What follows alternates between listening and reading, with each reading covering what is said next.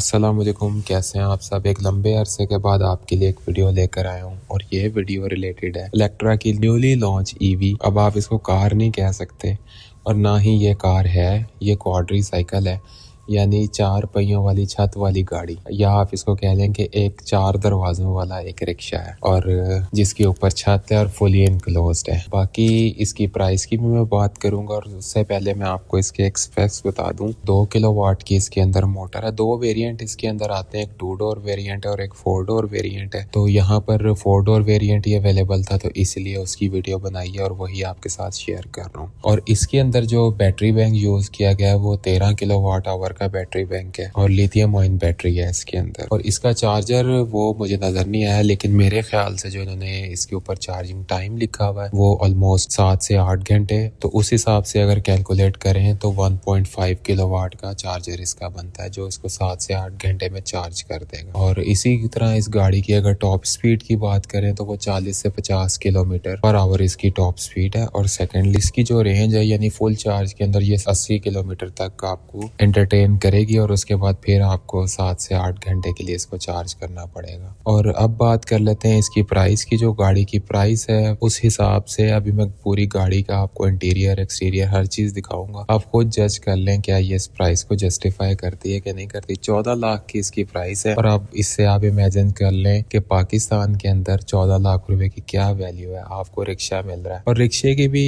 अगर आप देखें ना तो उसकी भी कोई बिल्ड क्वालिटी होती है। इतने हमने देखे अल्लाह ताला वैसे तो एक्सीडेंट से महफूज रखे, लेकिन इतने रिक्शे उलट रहे होते हैं लेकिन इतना नुकसान नहीं होता। आल्टो की जहाँ हम बात करते हैं कि उसकी बिल्ड क्वालिटी बड़ी पुअर है, वो टीन है और इसको तो आप समझें ये कागज है। और दूसरी चीज ये कि रिक्शे में तो फिर भी आपको कोई थोड़ा सा सेफ्टी का उसमें ये चांस होता है कि अगर कोई खुदा न खास्ता कोई मसला हो जाए बंदा फौरन रिक्शे से निकल सकता है या रिक्शे में से खुद बंदा बाहर फेंक देता है रिक्शा बंदे को।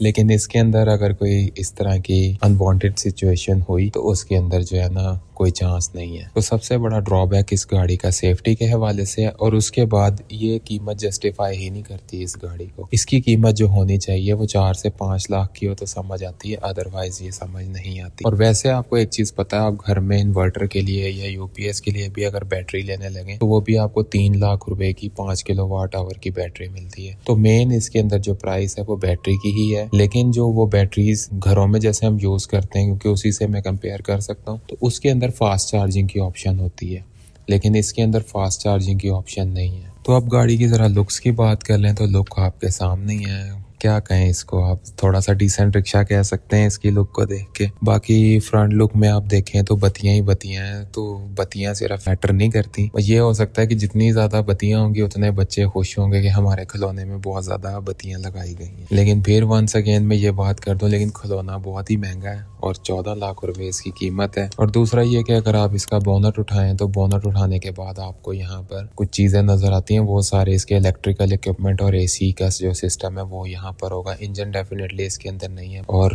बैटरीज पता नहीं इन्होंने कहाँ लगाई हुई है, वो तो छेड़ने भी नहीं दे रहे थे गाड़ी को, ये ना करें वो ना करें। और अगर गाड़ी की साइड प्रोफाइल की बात करें तो सबसे पहले जो नोटिसेबल चीज है जो खुश कर देगी आपको ये कि टायर भी इसके बिल्कुल रक्षे वाले हैं। 10 इंच के इसके अंदर अलॉय रिम दिए गए हैं। और दूसरी चीज इसका साइड मिरर की आप फिनिश चेक करें जिसके ऊपर स्टिकर लगा के उसको 2 टोन बनाने के चक्कर में इन्होंने इसे बेहतर था कि सिंगल टोन में रखते तो वो ज्यादा अच्छा लगता है, ये स्टिकर का यूज ना करते। और अगर आप गाड़ी की छत को देखें तो इसके ऊपर आपको रूफ रेल्स भी दिए गए हैं और मजाक हो रहा है सनरूफ भी पा देता है इन्होंने, सनरूफ भी आपको दे दिया। और क्या चाहिए यार आपको।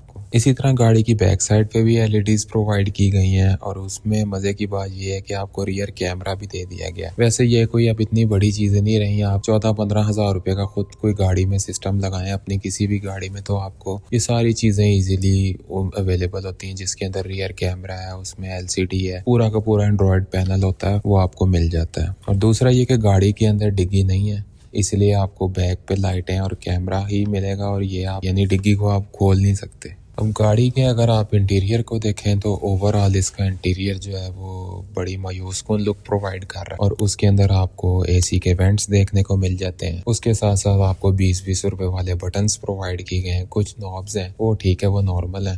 अच्छा, एक चीज़ इसमें है, डॉक्यूमेंटेड है, पता नहीं परफॉर्मेंस कैसी है कि गाड़ी में एसी के साथ साथ हीटिंग की ऑप्शन भी मौजूद है। पता नहीं केड़ा इन्वर्टर एसी ला देता है इन्होंने। जाहिर है इस गाड़ी में बैठ के बंदे को गुस्सा भी आएगा, जो ले लेगा वो फिर गुस्सा भी करेगा। तो उसके लिए ये आप देखें, सनरूफ के ऊपर इन्होंने ना 2 पंखे भी दिए हुए ताकि सीपीयू ठंडा रहे, दिमाग ठंडा रहे।